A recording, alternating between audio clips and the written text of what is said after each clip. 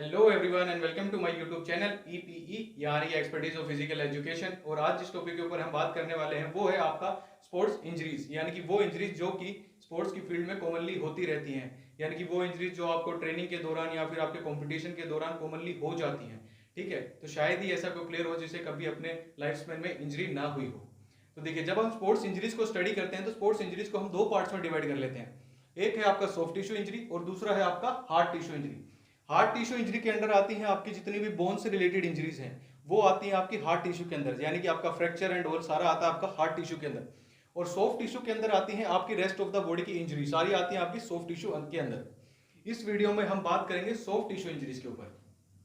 ठीक है, तो जो पहली सॉफ्ट टिश्यू इंजरी है जिसके ऊपर हम आज बात करेंगे वो है आपकी स्ट्रेन।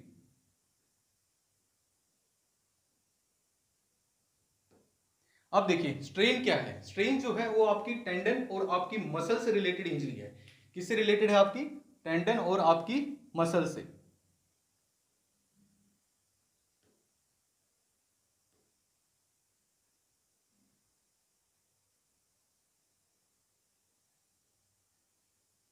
तो जो आपकी स्ट्रेन है वो है आपकी टेंडन और आपकी मसल से रिलेटेड इंजरी है।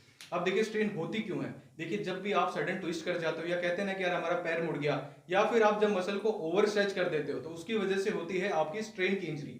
अब स्ट्रेन में मैंने आपको बोला कि टेंडन और मसल्स की इंजरी है, तो यहाँ पे टेंडन क्या चीज है पहले तो उसके बारे में बात करते हैं।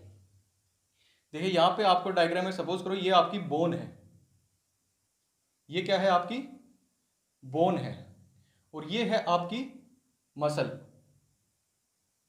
ठीक है, ये आपकी बोन है और ये है आपकी मसल। तो अब इस मसल को जो इस बोन से कनेक्ट कर रहा है उसको बोला जाता है टेंडन, यानी कि यहां कहीं पे होता है आपका टेंडन।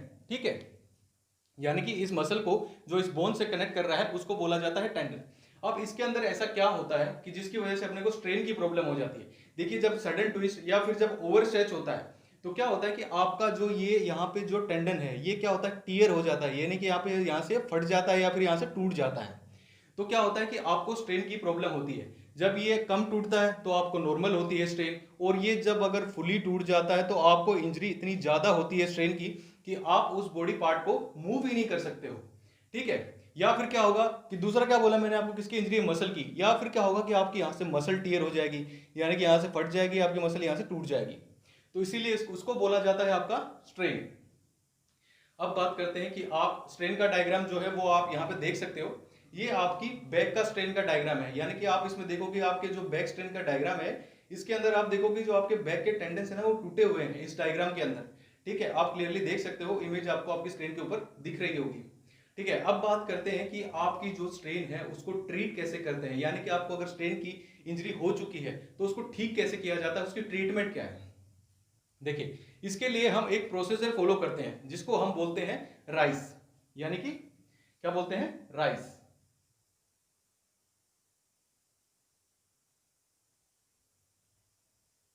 ठीक है, अब देखिए इस राइस में आर का मतलब क्या है यहाँ पे। देखिए, इस राइस के अंदर आर का मतलब होता है आपका रेस्ट। क्या होता है आपका? रेस्ट। ठीक है, अब देखिए जैसे ही आपको स्ट्रेन की इंजरी हो जाती है, जब भी आपको इंजरी हो जाती है तो आपने सबसे पहले क्या करना होता है कि उस बॉडी को आपने क्या करना है? रेस्ट पोजीशन में लेके आना है, यानी कि जितनी भी मूवमेंट्स हैं वो सारी आपने स्टॉप कर देनी है, सारी की सारी मूवमेंट्स आपने रोक देनी है, ताकि जो इंजरी है वो आपकी बढ़ ना जाए या फिर मूवमेंट की वजह से वो इंजरी आपकी इंक्रीज ना हो जाए। इसलिए सबसे पहला काम क्या होता है? आपको बॉडी को रेस्ट में लेके आना है, या जिस पार्ट में आपके स्ट्रेन है उस पार्ट को आपने क्या करना है? रेस्ट में लेके आना है। ठीक है, और आपकी इंजरी जो है वो जल्दी रिकवर तभी होती है जब आपकी बॉडी जो है वो रेस्ट में है, यानी कि आपका जो हीलिंग प्रोसेस है इंजरी का वो आपके रेस्ट के दौरान फास्ट होता है। अब यहाँ पे जो आई है, आपका आई स्टैंड करता है आपका आइसिंग के लिए। ये आपने बहुत बार सुना होगा कि यार इंजरी हो गई है आइसिंग करो, आइसिंग करो। आप फिजियोथेरेपिस्ट के पास भी जाते हो तो भी वो भी बोलता है कि पहले इसको आइसिंग करो। ठीक है, अब देखिए आइसिंग क्यों करते हैं। पहली बात तो कभी भी आपने जब आप आइसिंग करें तो आपने आइसिंग कभी भी डायरेक्टली अपनी स्किन के ऊपर अप्लाई नहीं करनी होती है, यानी कि आप कभी भी आइस को अपनी स्किन के ऊपर डायरेक्टली अप्लाई ना करें। आप जब भी आइसिंग करें उसको एक वेट टॉवल में यानी कि गीले टॉवल में लपेट के उसके बाद में जहां पे भी आपको स्ट्रेन की इंजरी है उस पार्ट के ऊपर आप आइसिंग करें। देखिए, आप डायरेक्टली अगर आप आइस अप्लाई करोगे अपनी स्क्रीन के ऊपर तो क्या होगा कि आपकी स्किन जो है वो डैमेज हो जाएगी, ठीक है। तो इसीलिए जब भी आइसिंग करें आप उसको एक टॉवल में लपेट के उसके बाद में आइसिंग करें, ठीक है। आइसिंग को जो है आप मेडिकल टर्म में बोला जाता है आइसिंग को क्रायोथेरेपी।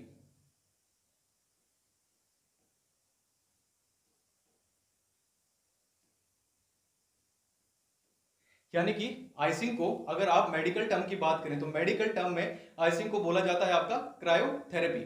अब देखिए आइसिंग आप करते क्यों है और उसका बेनिफिट क्या होता है। देखिए जब भी आप जिस पार्ट में आपके स्ट्रेन हो गई है, यानी कि जिस पार्ट में इंजरी हो गई है, जब आप उस पार्ट में आइस लगाते हैं ना, तो क्या होता है कि आइस आपका जो टेम्परेचर है वो नीचे ले आती है, उस एरिया का टेम्परेचर जो है वो डाउन कर देती है। उसकी वजह से क्या होता है कि उस पार्ट के अंदर आपका जो ब्लड फ्लो है, यानी कि जो नर्व्स आपकी ब्लड लेके आ रही है उस पार्ट में, वो क्या करती है, आपका जो ब्लड फ्लो है उस पार्ट में, वो ब्लड फ्लो जो होता है वो कम हो जाता है, यानी कि उसकी जो स्पीड है वो कम हो जाती है। दूसरा वहां पे क्या होता है कि जैसे ही सपोज करो आपके रिस्ट में इंजरी है, तो जहां पे भी आपको इंजरी होती है वहां से क्या होते हैं आपके मैसेजेस, यानी कि अपने सिग्नल्स जाते हैं आपके नर्व इंपल्सेस के थ्रू आपके ब्रेन के पास, और आपके ब्रेन को बताते हैं कि आपके इस पार्ट में इंजरी हो गई है या इस पार्ट में आपके पेन है। तो आइसिंग क्या करती है, जब आप उसके ऊपर आइस अप्लाई करते हो तो क्या करती है, जो नर्व इंपल्सेस हैं इनके ऊपर वो जब आप आइस लगाते हैं तो वो क्या करती है, जो सिग्नल का प्रोसेस है, यानी कि आपके ब्रेन तक जो सिग्नल पहुंच रहा है उस प्रोसेस को क्या करते हैं, डिले कर देती है, यानी कि वो सिग्नल क्या करता है आपका देरी से पहुंचता है। इसीलिए जब भी आप आइसिंग करते हो तो आपको लगता है कि आपका पेन कम है, आपको पेन कम फील होता है, और दूसरी आपकी जो स्वेलिंग है वो इतनी नहीं होती, क्योंकि वहां पे ब्लड फ्लो जो है वो कम हो चुका है आइसिंग की वजह से। ये था आपको आइसिंग। आइसिंग होती है, आइसिंग का आपको मेडिकल टर्म में बोला जाता है क्रायोथेरेपी। उसके बाद में आती है सी, यानी कि सी फोर होता है आपका कंप्रेशन।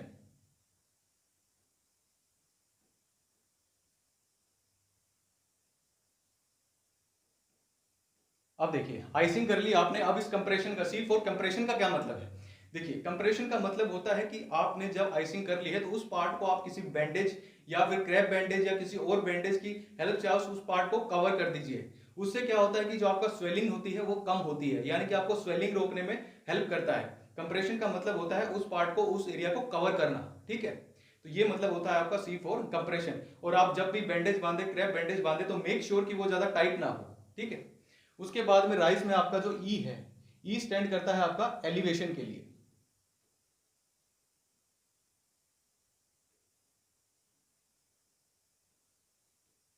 अब देखिए यहाँ पे एलिवेशन का क्या मतलब है। एलिवेशन का मतलब होता है कि जिस भी पार्ट में आपकी इंजरी हो गई है, जब उसने आपको एक बार आपने उसको क्रैप बैंडेज से कवर कर दिया, तो उस पार्ट को आपने क्या करना है, जो आपका हार्ट का लेवल है उस हार्ट लेवल से आपने क्या करना है, उस पार्ट को ऊपर उठा देना है। आपने पुरानी मूवीज में देखा होगा काफी बार कि जब उसका किसी का फ्रैक्चर हो जाता है या किसी को इंजरी हो जाती है तो वो पहले टांग के रखते थे ऊपर। उसका पर्पस क्या होता था कि जो वो उस बॉडी पार्ट में, जिस पार्ट में इंजरी है, उसको हार्ट लेवल से ऊपर उठा देना, ठीक है। तो ये मतलब होता है आपका एलिवेशन। ये था आपका रेस्ट। इससे बहुत बार क्वेश्चन पूछा जा चुका है और हर बार कॉम्पिटेटिव एग्जाम्स में से क्वेश्चन पूछा जाता है। राइस के अंदर आपका R stands for, I stands for, C stands for, E stands for, या फिर आपको पूरा प्रोसीजर पूछ लिया जाता है कि आपको स्ट्रेन की इंजरी है, उसको ट्रीटमेंट करने के लिए इसका सीक्वेंस क्या होना चाहिए। तो सबसे पहले आपका रेस्ट, दूसरे पे आपका आइसिंग, फिर आपका कंप्रेशन, फिर आपका एलिवेशन।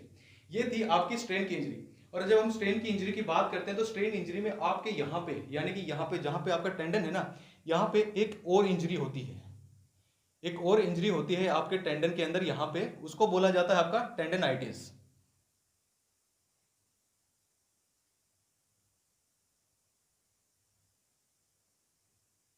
क्या बोला जाता है, टेंडनाइटिस।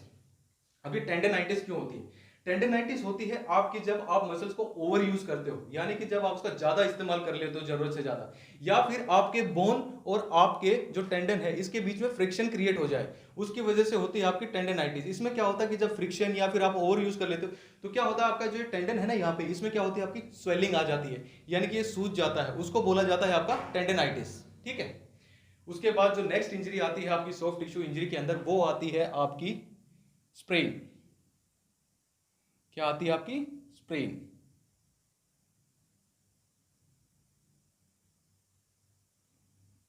अब देखिए स्प्रेन क्या है। स्प्रेन जो है वो आपकी लिगामेंट से रिलेटेड इंजरी है। किससे रिलेटेड इंजरी है आपकी, लिगामेंट से।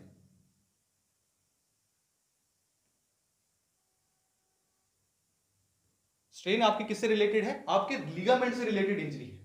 अब ये लिगामेंट क्या होता है, देखिए जो एक बोन को दूसरी बोन से कनेक्ट करता है उसको बोला जाता है लिगामेंट। यानी कि अगर आप डायग्राम में देखोगे, सपोज करो ये आपकी एक बोन है, ये क्या है आपकी एक बोन है और यहाँ पे ये आपकी एक दूसरी बोन है, ठीक है। अब इन दोनों बोन्स को जो आपस में कनेक्ट करता है उसे बोला जाता है आपका लिगामेंट, यानी कि यहाँ कहीं पे इस वाले एरिया में आपका प्रेजेंट होता है लिगामेंट, जो कि एक बोन को दूसरी बोन से जोड़ता है, ठीक है। यहाँ पे होता है आपका लिगामेंट, ठीक है। तो अब क्या होता है, देखिए ये इंजरी क्यों होती है, ये इंजरी भी आपकी होती है आपके सडन ट्विस्ट की वजह से, यानी कि अचानक से पैर मुड़ गया या फिर आपने मसल्स का ओवर स्ट्रेच कर दिया। ओवर स्ट्रेचिंग और ट्विस्टिंग की वजह से नॉर्मली जो है आपको स्प्रेन की प्रॉब्लम होती है, ठीक है। इसमें क्या होता है, इसमें आपका ये जो यहाँ पे टेंडन है, यानी कि यहाँ पे जो लिगामेंट है ना आपका, ये लिगामेंट क्या होता है आपका टियर हो जाता है, यानी कि ये टूट जाता है या फिर ये फट जाता है, उसकी वजह से आपको स्प्रेन की प्रॉब्लम होती है। आप अगर यहाँ पे देख रहे होंगे तो आपको डायग्राम में क्लियरली दिख रहा होगा, ये एक आपका नी का डायग्राम है। नी में आप इस इमेज में आप देख सकते हो कि यहाँ पे एसीएल जो है वो टियर हो चुका है। एसीएल क्या आपका एक लिगामेंट है, और अगर आप इस इमेज में क्लियरली देखोगे तो लिगामेंट जो है आपको टूटा हुआ नजर आएगा इस इमेज में। तो ये थी आपकी स्प्रेन और स्ट्रेन। अब बात करते हैं कि स्प्रेन को ट्रीट करने का तरीका क्या है। देखिए स्प्रेन को भी ट्रीट करने का तरीका होता है आपका सेम राइस। सबसे पहले फॉलो करना होता है आपने ये प्रोसीजर, यानी कि सबसे पहले आपने राइस का प्रोसीजर फॉलो करना होता है, जिसमें R for rest, I for icing, C for compression, E for elevation. देखिए ये आपने कम से कम भी 24 आवर्स से लेकर 48 आवर्स तक आपने राइस का प्रोसेस फॉलो करना होता है, यानी कि आप कम से कम दिन में 5 या 6 बार आइसिंग कर सकते हैं। 5 या 6 बार आपने आइसिंग करनी होती है, और आइसिंग का जो टाइम है मेक श्योर कि वो 20 मिनट से ज्यादा ना हो। अगर आपका वो एरिया रेड हो गया आइसिंग की वजह से, तो उसका मतलब है कि आपने उस एरिया में आइसिंग ज्यादा करी है, यानी कि उस आपने जो है टाइम लिमिट जो है वो ज्यादा रखी है, 20 मिनट से आप ज्यादा कर रहे हो अगर आपका वो एरिया रेड हो रहा है तो, ठीक है। उसके बाद में स्प्रेन में आप एक प्रोसीजर और फॉलो कर सकते हो, उसका नाम होता है आपका MICE, ठीक है। क्या होता है MICE, क्या होता है आपका MICE। इसमें देखिए I का मतलब आपका आइसिंग ही होता है, C का मतलब आपका कंप्रेशन ही होता है, E का मतलब आपका एलिवेशन ही होता है। लेकिन यहाँ पे जो M है, ये जो M है इसका मतलब होता है आपका मोबिलिटी। अब मोबिलिटी का मतलब क्या है, आपकी मूवमेंट्स, यानी कि जैसे ही आपने 24 आवर्स से लेकर 48 आवर्स तक आपने आइसिंग या रेस्ट का या राइस का प्रोसेस फॉलो किया, उसके बाद में क्या करना है, आपने मोबिलिटी का मतलब उस पार्ट को मूव करने की कोशिश करनी है, यानी कि जितना आप उस पार्ट को मूव कर सकते हो, मूवमेंट कर सकते हो उस पार्ट की, आपने उतनी मूवमेंट्स करनी है, ठीक है। अगर आपको पेन हो रहा है मूवमेंट्स में तो आप वो मूवमेंट वहीं पे रोक दीजिए, आप फोर्सफुली वो मूवमेंट ना करें, धीरे धीरे लाइट वेट एक्सरसाइजेज आप कर सकते हैं। तो यहाँ पे M स्टैंड्स फॉर आपका मोबिलिटी। तो ये होता है आपका स्प्रेन और स्ट्रेन, ठीक है। उसके बाद में जो आपकी 3rd नंबर पे इंजरी आती है वो होती है आपकी कॉन्ट्यूशन। क्या होती है आपकी कॉन्ट्यूशन।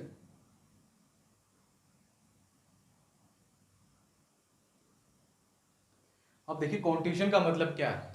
कॉन्ट्यूशन का मतलब होता है, नॉर्मल लैंग्वेज में हम बोलते हैं नील पड़ गया, नील पड़ना होता है। कॉन्ट्यूशन का मतलब होता है आपका नील पड़ना। अब नील पड़ता क्यों है, देखिए नील पड़ता है आपका जब कोई भी चीज अपनी बॉडी से आगे बहुत तेजी से लगती है, यानी कि कोई भी इक्विपमेंट या फिर कोई भी अदर ऑब्जेक्ट जब बहुत तेजी से आके अपनी बॉडी के ऊपर लगता है, तो क्या होता है कि जो आपकी मसल्स के अंदर जो ब्लड वेसल्स प्रेजेंट हैं वो क्या होती हैं, वो टूट जाती हैं, जिसकी वजह से क्या होता है कि आपकी मसल के अंदर इंटरनल ब्लीडिंग स्टार्ट हो जाती है, और जिसकी वजह से आपको जो है बाहर अगर आप देखोगे तो आपको एक ब्लू सा कलर नजर आता है, नील सा नजर आता है, उसको बोला जाता है आपका कॉन्ट्यूशन।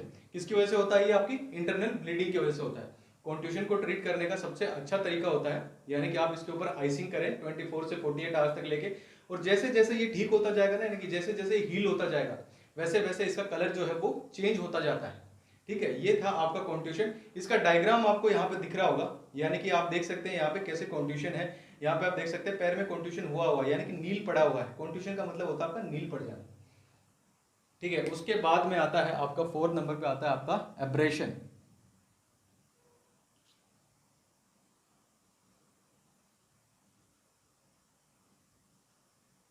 अब एब्रेशन का मतलब क्या होता है, देखिए जब आपकी स्किन की, यानी कि बोलते हैं ना जब छिल गया, आपके स्किन की जब टॉप लेयर रिमूव हो जाती है, यानी कि स्किन का जो टॉप लेयर है वो उखड़ जाता है, निकल जाता है, तब होता है, तब उसे बोला जाता है एब्रेशन। यानी कि हम कहते हैं ना कि यार छिल गया। अब क्यों छिलता है, देखिए आपका जो बॉडी पार्ट है वो छिलता है किसी फ्रिक्शन की वजह से, यानी कि आप कई बार देखोगे जो बास्केटबॉल कोर्ट या टेनिस कोर्ट होते हैं वो सीमेंटेड सर्फेसेस होते हैं, उनके ऊपर जो फ्रिक्शन होता है वो ज्यादा होता है, तो जब आप उसके ऊपर आपका हाथ रगड़ता है या घिसता है उसके ऊपर, तो क्या होता है फ्रिक्शन की वजह से वो छिल जाता है, और उसी छिलने को बोलते हैं आपका एब्रेशन, यानी कि जो स्किन का टॉप लेयर है वो रिमूव हो जाता है। इसकी इमेज यहाँ पे आप देख सकते हो कि एब्रेशन कैसे होता है, आपको इमेज में क्लियरली दिख रहा होगा, यानी कि जो छिल जाता है उसे हम बोलते हैं एब्रेशन। उसके बाद में आता है आपका लेसरेशन।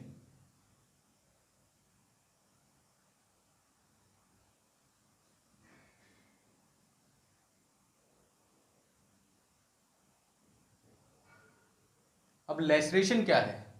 देखिए, लेसरेशन का मतलब होता है एक डीप कट, यानी कि कई बार होता है कि कोई मतलब शार्प ऑब्जेक्ट नहीं, जैसे आपका हथौड़ा हो गया, आपकी ईंट हो गई, ये बहुत तेजी से जब आपके आके लगती हैं आपकी बॉडी के ऊपर, तो क्या होता है कि वहां पे डीप कट लग जाता है, यानी कि फट जाता है वो एरिया, वहां पे बहुत ही एक डीप कट लग जाता है। कई बार तो इतना डीप होता है कि आपको बोन भी जो है वो दिखाई देती है, तो उसे बोला जाता है लेसरेशन। यानी कि जरूरी नहीं है कि आपका कट जो है वो शार्प ऑब्जेक्ट से लगा, उसमें क्या होता है ब्लंट ऑब्जेक्ट होता है ना, जो शार्प नहीं है, वो आके जब लगता है और आपको कट नजर आता है, डीप कट लग जाता है या आपकी बोन तक नजर आती है लेसरेशन में, उसको बोलते हैं हम लेसरेशन। इसकी इमेज यहाँ पे आपको दिख रही होगी कि जो डीप कट्स होते हैं उनको हम बोलते हैं लेसरेशन।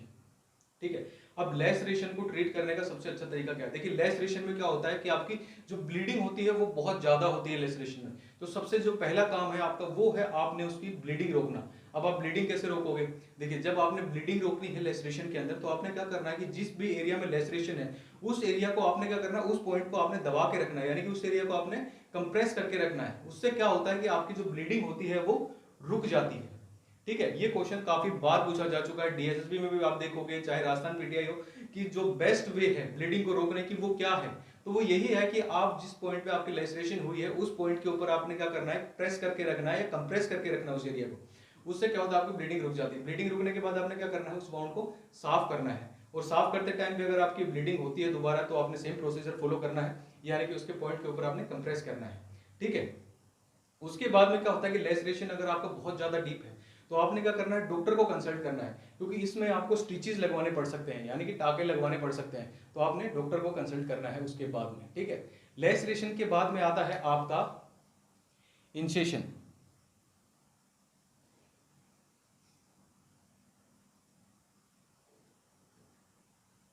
अब इंसेशन क्या होता है? देखिए, जब आपका यानी कि ये भी एक इंसेशन भी है, एक टाइप का कट है, यानी कि आपको चाकू से कोई कट लग गया, ब्लेड से कोई कट लग गया, तो उसको बोला जाता है आपका इंसेशन। यहां तक कि जब डॉक्टर सर्जरी के लिए आपकी स्किन को कट करते हैं ना, कट लगाते हैं, उसको भी इंसेशन कट बोला जाता है। ठीक है, तो इसमें कोई ज्यादा बहुत बड़ी इंजरी होती नहीं है। इंसेशन कॉमन इंजरी है, आपका किसी भी शार्प ऑब्जेक्ट से कट गया, ब्लेड से कट गया, चाकू से कट गया, उसको बोला जाता है इंसेशन। इसकी इमेज आपको यहाँ पे दिख रही होगी। ठीक है, उसके बाद में आता है इंसेशन को ट्रीट करने का तरीका है कि आपने उसकी ब्लीडिंग स्टॉप करनी है, उसके बाद उस वाउंड को क्लीन करना है, और उसके ऊपर अगर आप चाहो तो उसको कवर करके रख सकते हो। अगर आप नहीं भी कवर करोगे, अगर कट इतना डीप नहीं है, तो आप उसको खुला छोड़ दोगे तो भी जल्दी ठीक हो जाता है। उसके बाद में आता है आपके ब्लिस्टर्स। क्या आते हैं आपके ब्लिस्टर्स?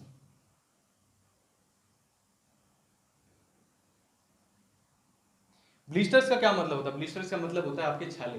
अब छाले क्यों पड़ते हैं? आपके फ्रिक्शन की वजह से, यानी कि कई बार आप होता है ना कि टाइट शूज पहन लेते हैं या फिर अनइवन शूज पहन लेते हैं, उसकी वजह से क्या होता है कि फ्रिक्शन होता है। उस फ्रिक्शन की वजह से क्या होता है, आपके ब्लिस्टर्स होते हैं, यानी कि आपके छाले पड़ जाते हैं पैर वगैरह में, हाथ वगैरह में। तो छालों को सबसे, यानी कि ब्लिस्टर को सबसे ट्रीट करने का सबसे अच्छा तरीका होता है कि आपने उसको क्या करना है, पंचर कर लेना है और उसके बाद उसको क्लीन कर लेना है। ठीक है, तो ये बहुत जल्दी ठीक हो जाते हैं, कोई बहुत बड़ी इंजरी होती नहीं है ब्लिस्टर्स।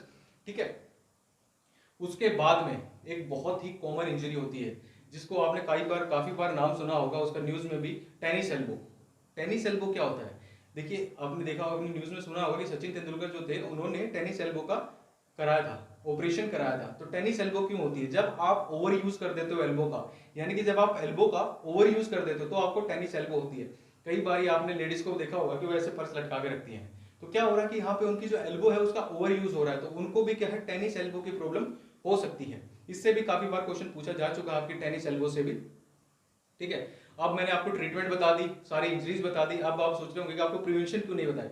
देखिए, प्रिवेंशन जो है स्पोर्ट्स इंजरीज के, वो सब में कॉमन है, यानी कि एक ही पॉइंट आपने लिखना होता है प्रिवेंशन के अंदर, जो मैं आपको बता देता हूँ। सबसे पहले जो प्रिवेंशन के अंदर आपने ध्यान रखना होता है वो है आपका वार्म अप, यानी कि आप जब भी फील्ड में जाएं आप अच्छे से वार्म अप करके जाएं, यानी कि आपका जो वार्म अप है वो प्रॉपर होना चाहिए।